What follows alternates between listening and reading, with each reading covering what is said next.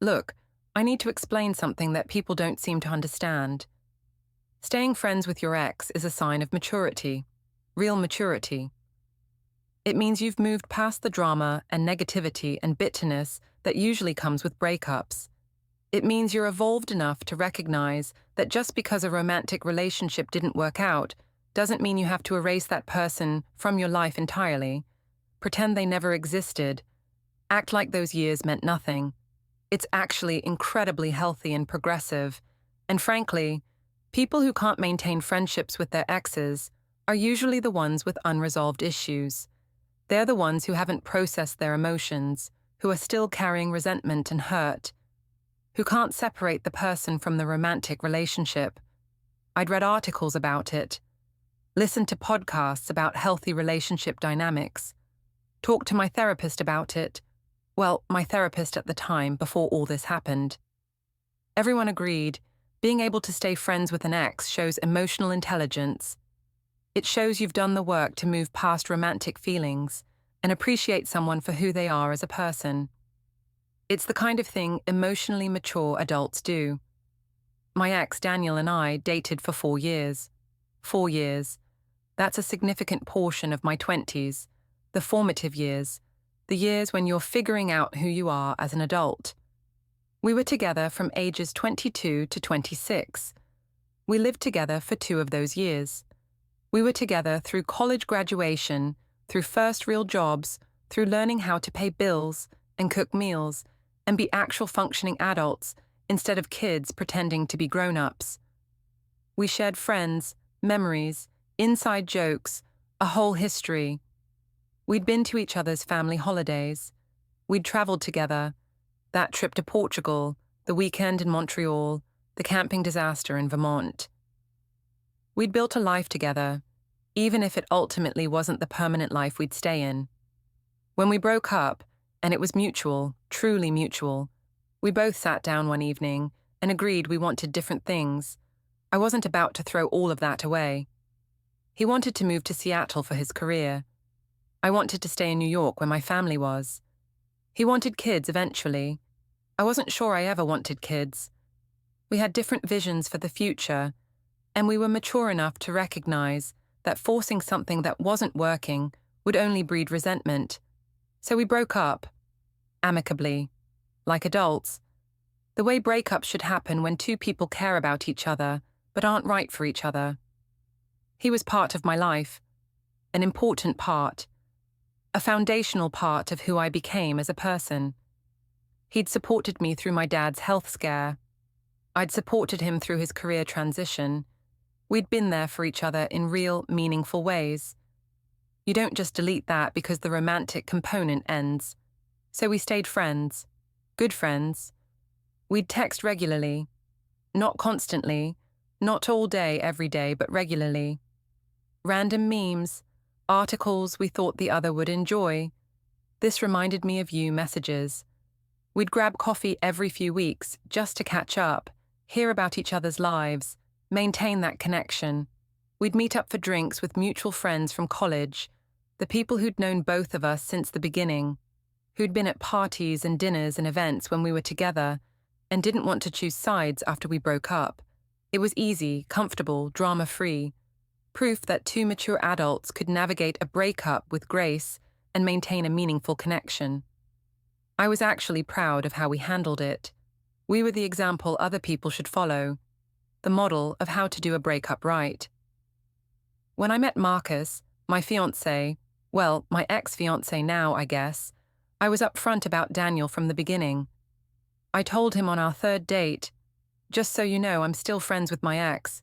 We dated for 4 years and stayed close. I hope that's not a problem." I said it confidently because I genuinely didn't think it would be a problem. It shouldn't be a problem for any secure, mature man. Marcus said he understood, said he appreciated my honesty, said it was actually admirable that I could maintain that friendship. I took him at his word. Why wouldn't I? Over the next 2 years, as Marcus and I got serious, Daniel remained a fixture in my life. Not a huge fixture. I wasn't seeing him constantly or prioritizing him over my relationship, but present. We'd still grab coffee. He'd still come to group hangouts. I'd still text him when something funny happened that I knew he'd appreciate. Marcus met him a few times, and they seemed fine with each other. Cordial, civil, no obvious tension. When Marcus proposed, beautiful proposal at the restaurant where we had our first date, down on one knee, the whole romantic production, I said yes immediately. I loved him. I wanted to marry him. I was excited to start our life together. The wedding planning began right away. Venue, caterer, dress, flowers, all of it. Before we continue, don't forget to like and subscribe and hit hype to boost this episode. Drop a comment below with your city or country. I'm always curious where viewers are joining from. When it came time to finalize the guest list, I included Daniel without thinking twice about it. He was my friend. Friends come to weddings. That's how it works. I didn't ask Marcus because I didn't think I needed permission to invite my friends to my own wedding. That seemed ridiculous, like needing approval for basic life decisions. Marcus saw the guest list when I was working on seating arrangements, saw Daniel's name. His face changed. "You invited Daniel." His voice was carefully neutral, which should have been my first warning sign. "Of course. He's my friend." "Your ex." "My friend who happens to be my ex." "There's a difference." "Is there?" "Yes, obviously. We've been broken up for 3 years. I'm marrying you. He's just a friend coming to celebrate with us." "I'm not comfortable with that." I looked up from my laptop. "What?" "I'm not comfortable with your ex-boyfriend attending our wedding." "Marcus, be serious. He's been part of my life longer than you have. I can't just not invite him." "You can absolutely not invite him. It's our wedding. We both get a say in who's there." "And I say he should be there. He's important to me." "More important than how I feel about it?" "That's not fair. You're making this into something it's not." "What am I making it into?" "A big deal. You're making it a big deal when it's not." "Daniel and I are friends. That's it. If you trust me, this shouldn't be an issue." The trust card. I played it confidently because I genuinely believed it. If Marcus trusted me, if our relationship was solid, then Daniel's presence shouldn't matter. It shouldn't threaten anything. Marcus was quiet for a long moment. "I do trust you, but I'm asking you as your future husband to please not invite him. And I'm telling you as your future wife that I'm not going to exclude a friend from the most important day of my life just because you're insecure about my past." His jaw tightened. "I'm not insecure." "Then what's the problem?" "The problem is boundaries. The problem is respect. The problem is that most people don't invite their exes to their weddings. Most people aren't mature enough to maintain friendships with their exes. Or most people have enough respect for their partners not to." We went in circles for an hour. He asked me to uninvite Daniel, to respect his boundaries as my future husband. I refused, said it was unreasonable, said I wouldn't be controlled, wouldn't have my friendships dictated to me, like I was a child who needed permission for every decision. He said having my ex at our wedding was what was unreasonable, that most couples would never consider it appropriate, that there were normal boundaries around ex-partners that I seemed determined to ignore. I said he was being controlling, trying to isolate me from people who cared about me. He said I was being dismissive of his feelings, that I was prioritizing a friendship with an ex-boyfriend over his comfort and peace of mind on what was supposed to be our day. Round and round and round until we were both exhausted and angry, saying things we didn't quite mean, raising our voices, the conversation deteriorating from discussion to argument to fight. He brought up specific instances. "Remember when Daniel texted you at midnight last month? I asked who it was, and you said, 'Just Daniel,' like it was the most normal thing in the world. It's not normal. It's weird that your ex is texting you at midnight." I countered that it was a funny video, completely innocent. He said the timing mattered, that there were boundaries around when exes should and shouldn't be reaching out. I said he was being paranoid. I brought up his ex, Sarah, who he still followed on social media. You like her Instagram posts, I pointed out. How is that different? He said it was completely different. He didn't text Sarah, didn't meet up with her for coffee, didn't consider her an active part of his life, just occasionally acknowledged her posts, like you'd acknowledge any acquaintance from your past. I said that was a cop-out, that he was applying different rules to me than to himself. Finally, his voice tired and flat, he said, "Fine. If Daniel's that important to you, invite him." I should have heard the resignation in his voice, should have recognized that fine didn't mean I'm okay with this or I've come around to your way of thinking. It meant I'm tired of fighting and I don't think I can change your mind. Should have heard the defeat there, the moment he stopped fighting for his boundary and started accepting that I wouldn't budge. But I took it as victory, as him coming around to my perspective, as maturity and reason winning out over jealousy and insecurity. "Thank you," I said, relief flooding through me. "You'll see. It'll be fine. He'll be just another guest. You won't even notice he's there." Marcus didn't respond, just nodded once, slowly, and left the room. I heard the bedroom door close with a soft click. Not a slam. Marcus never slammed doors, but a definitive close. I sat there with my laptop and the guest list, feeling victorious, but also vaguely unsettled in a way I couldn't quite name. I sent Daniel the invitation the next day. He texted back, "Honored to be there, congrats again," followed by a smiley emoji. See, simple, easy, no drama. This was exactly what I'd told Marcus it would be. The next few weeks were tense. Marcus was distant, quieter than usual. When I asked if he was okay, he'd say, "Fine," in that way that meant not fine at all. But he wasn't bringing up Daniel anymore, so I figured he was processing, adjusting, accepting. Men take time with emotional stuff. I gave him space. 2 months before the wedding, Daniel and I grabbed coffee, just a normal catch-up, nothing unusual. We talked about his new job, my wedding planning stress, mutual friends, random life stuff. It was nice, comfortable, easy in the way old friendships are easy. I mentioned it to Marcus that evening. "Had coffee with Daniel today. He's excited about the wedding." Marcus looked up from his phone. "Is he?" "Yeah. He was asking about the details, where it is, the schedule. He wants to make sure he knows what to expect." How considerate. The sarcasm was obvious, but I ignored it. "I think you two could actually be friends. You have a lot in common." "Do we?" "Don't be like that." "Like what?" "Jealous. Petty. He's not a threat to you." "I never said he was." "But you're acting like he is." Marcus put his phone down. "Can I ask you something honestly?" "Of course." "Do you still have feelings for him?" "What? No. Obviously not. I'm marrying you." "That's not what I asked.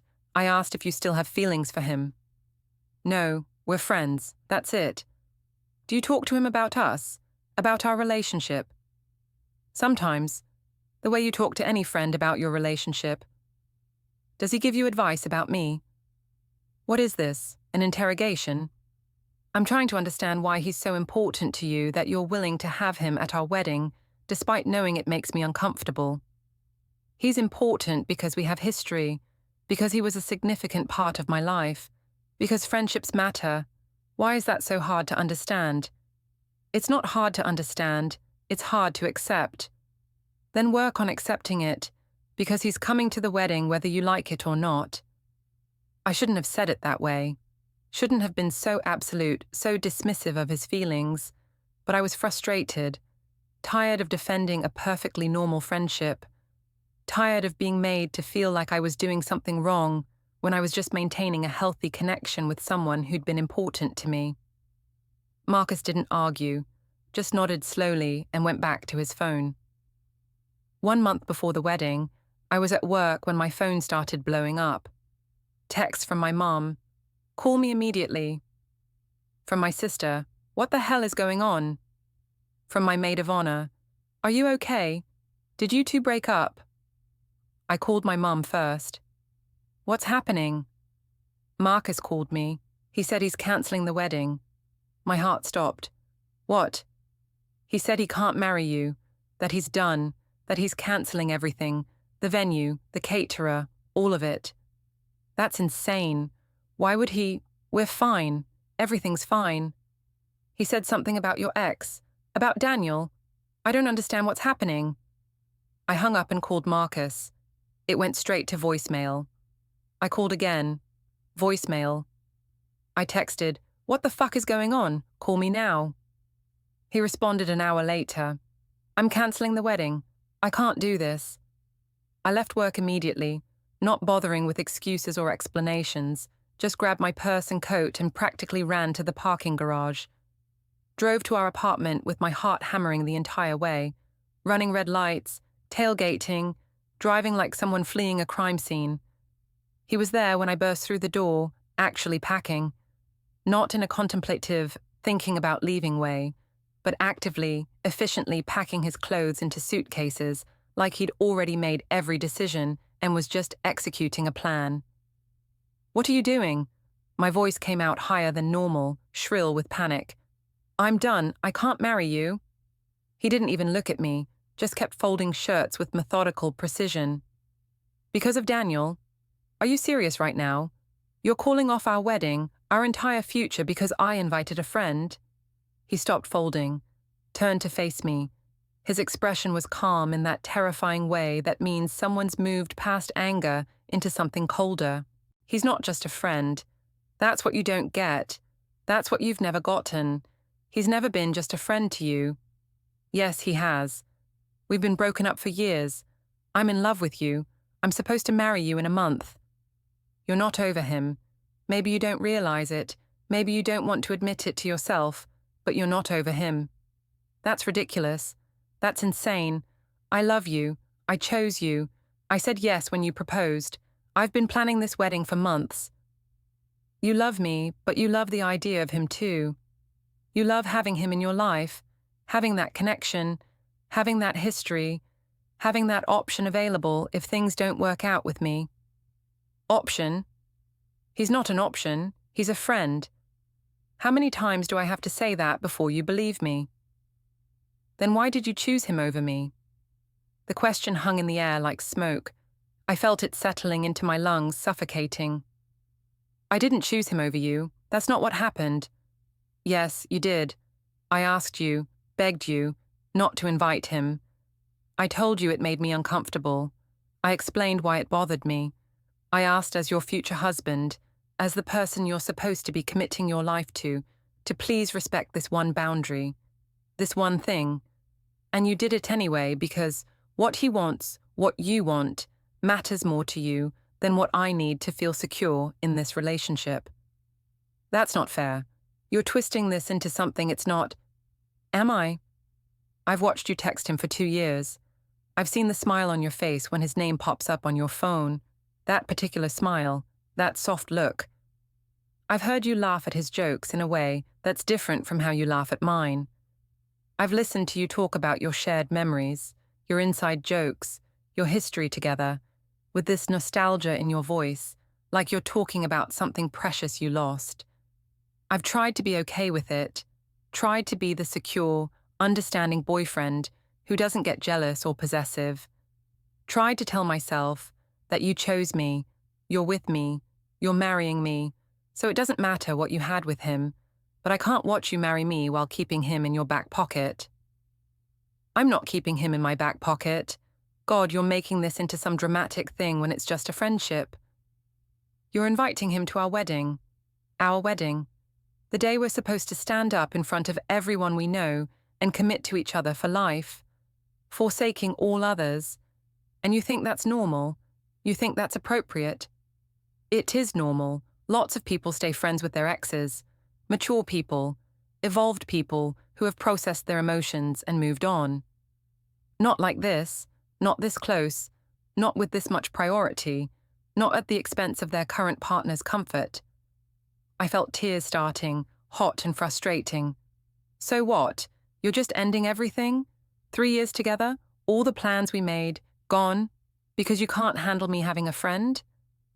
I'm ending it because you've shown me where your priorities are, and they're not with me. They're not with us. They're with maintaining this connection to your past regardless of what it costs our future. My priorities are absolutely with you. I'm marrying you. How much clearer can I be? Are you? Because from where I'm standing, you're marrying me while making sure Daniel stays in your life, stays in your orbit, stays available. And I won't be someone's second choice.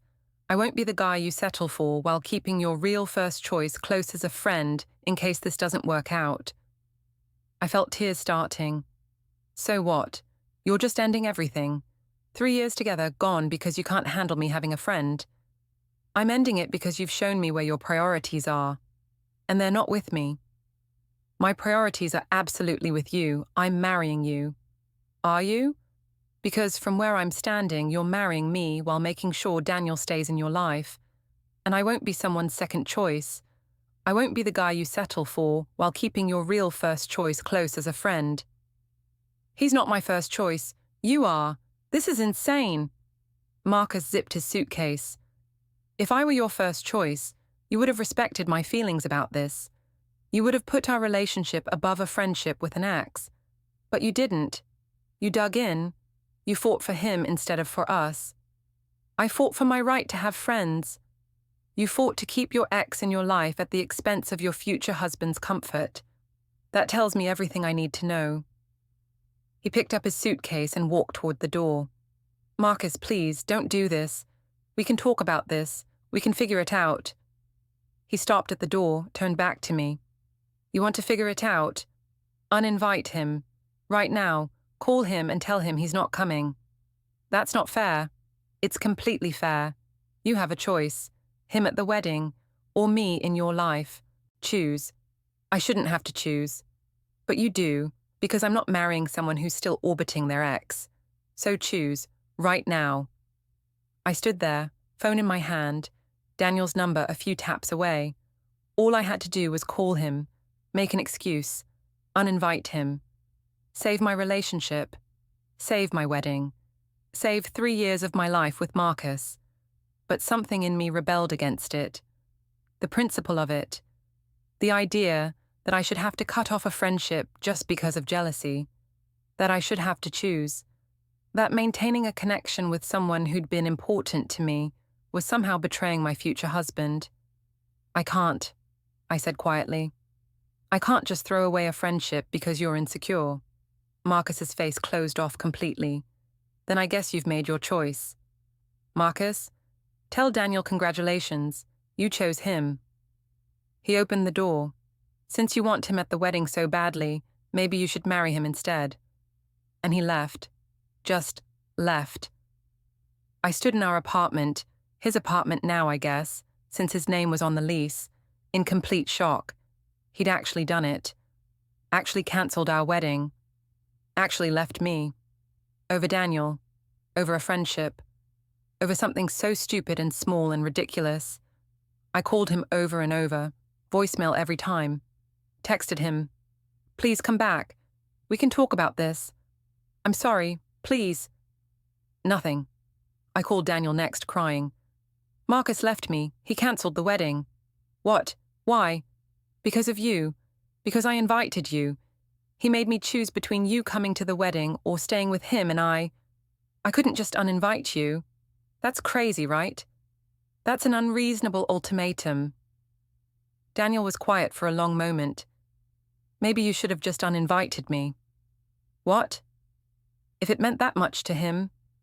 I don't know. I would have understood.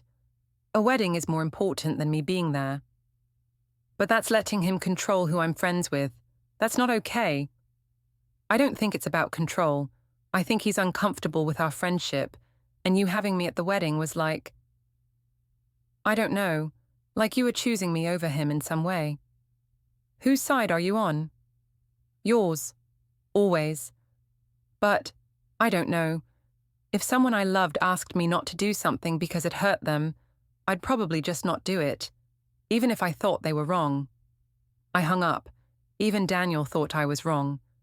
My ex-boyfriend thought I should have prioritized my fiancé's feelings over maintaining our friendship. What the hell? Over the next few days, I got the full picture of Marcus's decisiveness. He had indeed cancelled everything. The venue, called them, explained there was no longer going to be a wedding, accepted the lost deposit of $5,000. The caterer, same thing, another $3,000 gone. The photographer, who'd been booked for months, the DJ we'd met with 3 times to discuss our playlist, the florist I'd spent hours with selecting arrangements, all cancelled. He'd eaten all the deposits, lost thousands and thousands of dollars, money we'd been saving for over a year. Money that represented months of work, of sacrifice, of planning. He'd called every single vendor personally and told them the wedding was off. He'd called his family, his parents, his sister, his aunts and uncles who'd been excited for months, who'd booked flights and hotels, who'd bought new outfits, told them all, individually, that he was sorry but he couldn't go through with it, that the relationship was over, that there would be no wedding. He'd called my family too, which felt like a violation somehow, reaching into my relationships to deliver news I should have delivered. Told my mother, my father, my sister, explaining that he was sorry, that he'd tried, that he couldn't marry me. People started taking sides immediately, because that's what people do when relationships end. They pick a team. My mum was furious with me, called me 3 times a day for a week. You threw away a good man over your ex-boyfriend, over someone you dated years ago. What's wrong with you? Marcus was perfect for you. Do you know how rare that is? Do you know how many women would kill to find someone like him? And you threw him away for what? For Daniel?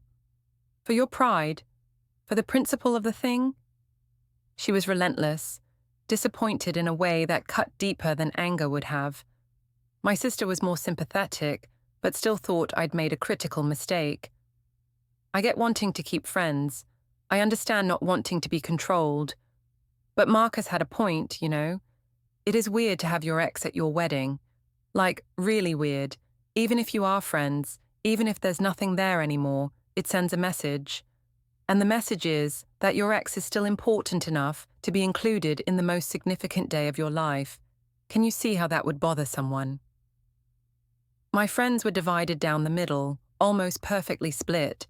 Half thought Marcus was being controlling and insecure. That a secure man wouldn't care about an ex-boyfriend attending a wedding because he'd trust that his wife chose him and meant it. They said I'd dodged a bullet, that if Marcus was this jealous and possessive now, imagine what marriage would have been like. They supported my right to maintain friendships with whoever I wanted. You can't let a man control who you're friends with, they said. That's how it starts. First it's Daniel, then it's your guy friends, then it's any male colleague you mention. Good that you found out now. The other half thought I'd crossed a line and ignored reasonable boundaries, that Marcus's request wasn't about control, but about respect. He asked you not to invite your ex to your wedding. That's not controlling, that's normal. Most people would be uncomfortable with that, and you dug in and made it a hill to die on. Why? Was Daniel's presence at the wedding really worth losing Marcus? They were gentler about it, but the message was clear. I'd made the wrong choice. Everyone had an opinion. Everyone thought they knew what I should have done. Everyone wanted to weigh in on my biggest relationship failure, pick it apart, explain where I went wrong, or where Marcus went wrong, or where we both went wrong. It was exhausting, humiliating, isolating. I tried reaching out to Marcus again after a week. Sent a long email explaining my perspective, apologizing for being dismissive of his feelings, begging for another chance. He responded with one line. I hope you and Daniel are very happy together. We weren't together. Daniel and I weren't together. We were friends. That's all we'd ever been since the breakup. But no one believed that. Everyone assumed there was something more, some unresolved feelings, some ongoing emotional affair. Even Daniel started distancing himself after that, like he'd realized our friendship had cost me something he never intended. I moved out of the apartment, moved back in with my parents temporarily, while I figured out my next steps. Spent weeks in a fog of regret and confusion and anger. Angry at Marcus for giving me an ultimatum. angry at Daniel for existing as a complication, angry at myself for, what? Maintaining a friendship, having boundaries, refusing to be controlled, or was I angry at myself for being stubborn, for not just uninviting Daniel and saving my relationship, for prioritizing a principle over a partnership? I didn't know. Still don't know. 3 months after the cancelled wedding, I ran into Marcus at a coffee shop. He was with someone, a woman, pretty, laughing at something he said, comfortable in a way that suggested they'd been seeing each other for a while. He saw me. Our eyes met. He didn't look angry or hurt. He looked fine, happy even. Moved on. "Hey," he said politely. "How are you?" "I'm okay. You?" "Good. Really good." He glanced at the woman beside him. "This is Rachel." Rachel smiled at me, oblivious to who I was or what I represented. Just a random woman in a coffee shop. "Nice to meet you," I managed. We exchanged a few more pleasantries and then parted ways. I sat down with my coffee, watching them leave together, and felt the full weight of what I'd lost crash over me. He'd moved on, completely. Found someone else who apparently didn't come with complicated ex-boyfriend friendships. Someone who probably had clearer boundaries. Someone who probably would have chosen him over defending a principle. I texted Daniel later. "Saw Marcus today. He's with someone new." "I'm sorry, are you okay?" "I don't know. I think I made a huge mistake." "What do you mean?" "Maybe I should have just uninvited you. Maybe he was right and I was being stubborn. Maybe I threw away something real for something that didn't even matter that much. It mattered to you at the time. Did it? Or was I just being defensive? I can't even remember why it felt so important to have you there. You would have understood. You did understand. And I lost Marcus anyway." Daniel didn't respond for a while. Then, "I think you did what you thought was right. Sometimes that's all we can do." But what if what I thought was right was actually wrong? What if my insistence on maintaining this friendship, on not letting Marcus control who I invited, was actually just me being unable to let go of my past? What if Marcus saw something I couldn't see, that I was holding on to Daniel in an unhealthy way, keeping him close for reasons I didn't want to examine? I started therapy a few months later, when the initial shock had worn off and the real processing needed to begin. Needed help making sense of everything, understanding what had happened, figuring out how to move forward. My therapist, a woman in her 50s with kind eyes and an unsettling ability to ask questions that made me uncomfortable, asked pointed questions from the very first session. Why was Daniel's presence at the wedding so important to you? What would you have lost by uninviting him? When you think about your relationship with Marcus, do you think you were fully committed? Not just intellectually committed, but emotionally available? What role does Daniel play in your life now? What need does he fill? I didn't like the answers I was finding, didn't like where the questions were leading, didn't like the picture that was emerging of myself as someone who wasn't quite as mature and evolved as I'd believed. The truth, the uncomfortable, embarrassing, hard-to-admit truth, was that maybe I had been keeping Daniel as an option. Not consciously, not deliberately, not in any way I would have acknowledged if you'd asked me directly. But on some level, some subconscious level I didn't want to examine, his presence in my life was a safety net. Proof that I was desirable to someone other than Marcus. Proof that I had history with someone who'd loved me once. Proof that I wasn't fully dependent on Marcus for validation or connection or identity. As long as Daniel was there, as a friend, as a connection, as someone who texted me and laughed at my jokes and remembered our shared past, I had a piece of my identity that existed outside my relationship with Marcus. And maybe Marcus saw that. Maybe he recognized what I couldn't admit to myself, that I wasn't ready to fully commit, to fully close the door on my past, to fully choose him and only him without keeping backup connections in place. That I was still holding on to a previous version of myself that included Daniel as a significant person, and as long as I held on to that, There wasn't room for Marcus to be everything he needed to be. The wedding invitation wasn't really about friendship. My therapist helped me see that.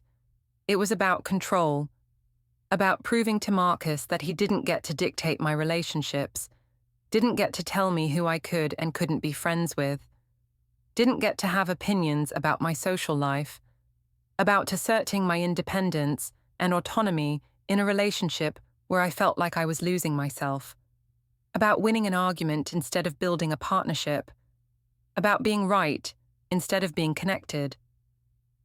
When Marcus asked you not to invite Daniel, my therapist said carefully, how did that feel?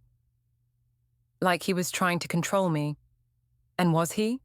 Or was he asking for a boundary? I didn't answer right away. What's the difference? Control is, you can't be friends with Daniel. A boundary is, I'm not comfortable with him at our wedding. One is about your general behavior. One is about a specific situation. Can you see the difference? I could. I didn't want to, but I could. I'd chosen pride over love, a principle over a person, the idea of being right over the reality of being happy. A year later, I'm still single, still friends with Daniel, though we barely talk anymore. The whole situation made things weird between us, in a way we can't quite recover from. Still thinking about Marcus and wondering what our life would have looked like if I'd just made a different choice in that moment. I heard through mutual friends that Marcus and Rachel got engaged. They're planning a wedding for next spring. I'm obviously not invited. I wouldn't expect to be. I'm the ex-fiancée who chose her ex-boyfriend over him. The cautionary tale. The example of what not to do. Sometimes I draft texts to Marcus that I never send. You were right, I'm sorry, I should have listened. I was being stubborn and stupid. I didn't realize what I was throwing away. But what's the point? He's moved on. He's happy. He's with someone who probably doesn't have the same boundary issues I did. Someone who probably puts him first without needing to prove anything. I invited my ex to our wedding. My fiancé cancelled it and told me to marry him instead. At the time, I thought he was being ridiculous, controlling, insecure. Now I see he was protecting himself from someone who wasn't fully committed, from someone who was still holding on to the past in ways that prevented her from fully embracing the future. The mature thing, the evolved thing, the healthy thing would have been to recognize that weddings aren't about principles, they're about partnerships. That sometimes love means putting someone else's comfort above your own pride. That staying friends with an ex is fine until it starts damaging your current relationship, at which point you have to make a choice about what matters more. I made my choice. I chose being right over being happy. I chose a friendship over a future. I chose my ex over my fiancé, even though I never intended to, even though I didn't think that's what I was doing. And now I live with that choice. Single, alone, watching my ex-fiancé plan a wedding with someone else while I tried to figure out where I went wrong. People say hindsight is 20/20. They're right. Looking back, I can see exactly what I should have done. I should have called Daniel the moment Marcus asked me to. Should have said, I'm sorry, this is making my fiancé uncomfortable. Would you understand if you didn't come? Daniel would have understood. He did understand, even tried to tell me to prioritize Marcus. But I couldn't see it then. I was too caught up in being right, in defending my autonomy, in refusing to let anyone control who I was friends with. I made it about principle when it should have been about partnership. The wedding invitation was a test I didn't know I was taking, and I failed, spectacularly. Now Marcus is getting married to someone else. Daniel and I barely speak, and I'm left wondering if maintaining that friendship was worth losing everything else. The answer, obvious only now, is no. It wasn't worth it, not even close. Some friendships aren't worth keeping if they cost you the person you're supposed to build a life with. Some boundaries aren't controlling. They're reasonable requests from someone who loves you and needs to feel prioritized. Some hills aren't worth dying on. I died on this hill. And Marcus walked away to find someone who wouldn't make him fight for first place in her life. I don't blame him. Looking back now, with the clarity that only comes from distance and loss, I wouldn't have married me either. I wasn't ready, wasn't capable, was too busy defending principles to recognize that love requires compromise, was too invested in being right to see that being together mattered more. If I could go back, I'd do everything differently. I'd call Daniel immediately. I'd say, Marcus needs this, and that matters more than you being at the wedding. I'd choose my future over my pride, my partner over my principle, love over being right. But I can't go back. I can only move forward, carrying this lesson like a scar, remembering what I lost and why I lost it, hoping that if I'm ever lucky enough to love someone again, I'll be wise enough not to make the same mistake. Marcus is getting married in the spring. I saw the save the date on a mutual friend's fridge. Simple, elegant, so different from what we'd planned. I felt nothing but regret and a dull ache where my future used to be. Daniel sent me a message last week. Just checking in, he said. How are you doing? I didn't respond for 3 days. When I finally did, it was brief. I'm okay. Hope you're well. We haven't spoken since. The friendship I fought so hard to preserve barely exists anymore. Another casualty of my stubbornness. The apartment I share with roommates now isn't home. My life isn't what I planned. My future looks nothing like I imagined when Marcus was in it. All because I couldn't let go, couldn't choose him, couldn't put his needs above my pride. I invited my ex to our wedding. My fiancé cancelled everything and told me to marry Daniel instead. And in a way, that's exactly what I did. I chose Daniel. Not romantically, not intentionally, but I chose him nonetheless. Chose maintaining that connection over building a future with Marcus. Now I have neither. No Marcus. Barely any Daniel. Just regret and lessons learned too late. That's the price of pride. That's the cost of always needing to be right. That's what happens when you make your relationship a battleground instead of a partnership. I learned my lesson. I just wish I'd learned it sooner.